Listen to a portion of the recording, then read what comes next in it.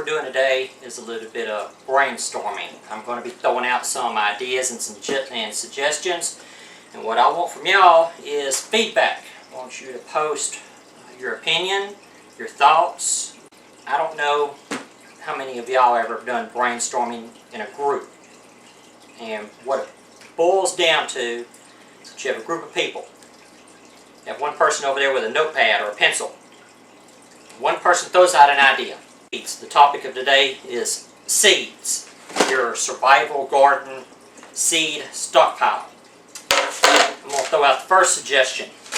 Is that whenever you buy seeds, what you do is you date them. And it's very, very important. Hang on just a second. Let me get the date when I bought these. This is last week. Today's the 25th, September 25th.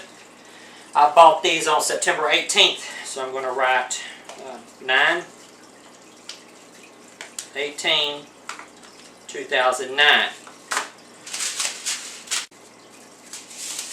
I'm trying to date them on the same spot for the package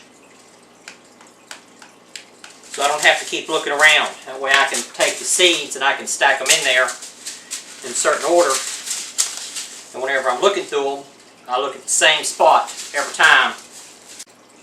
And for those of you that were not paying attention, that's two suggestions.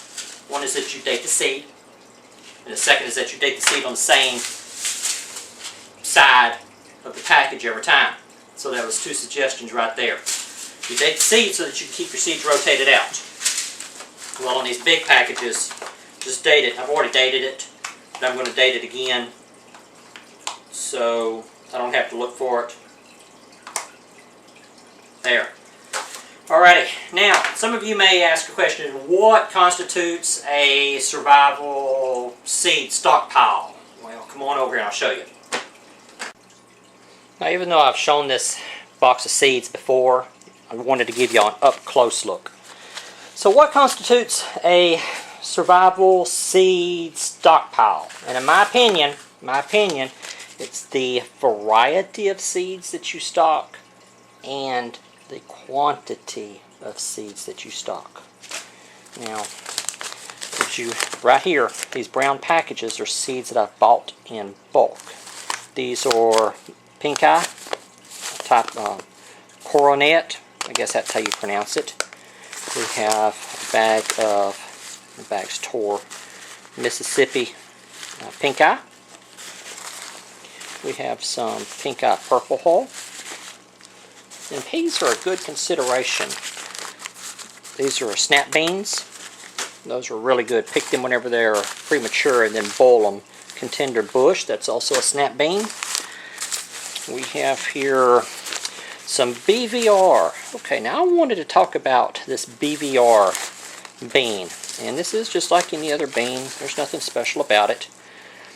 But what the BVR stands for is that is, I don't know what the first letter stands for, the B, but that stands for virus resistant.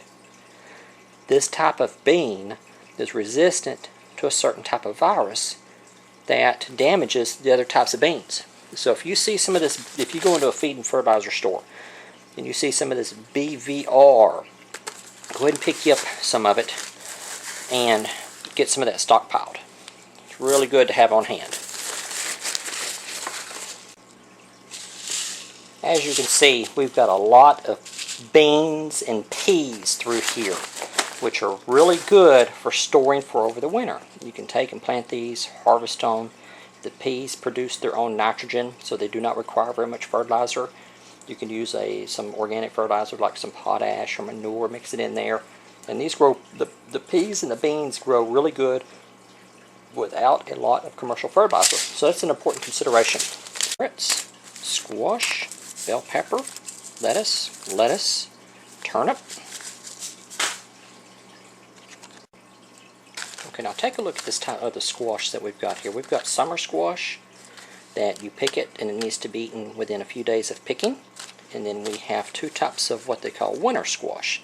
And some of this, like the acorn squash and this Hattie Gold hybrid. Well, the hybrid, you know, you're not going to be able to save the seeds out of. But what these are called winter squash. Is that you can harvest them and they will stay good for sometimes up to 3 months after you harvest them. So you have a variety here of stuff that you can harvest, and eat right now, and that you can harvest and then hang on to for a couple of months and eat whenever you get ready.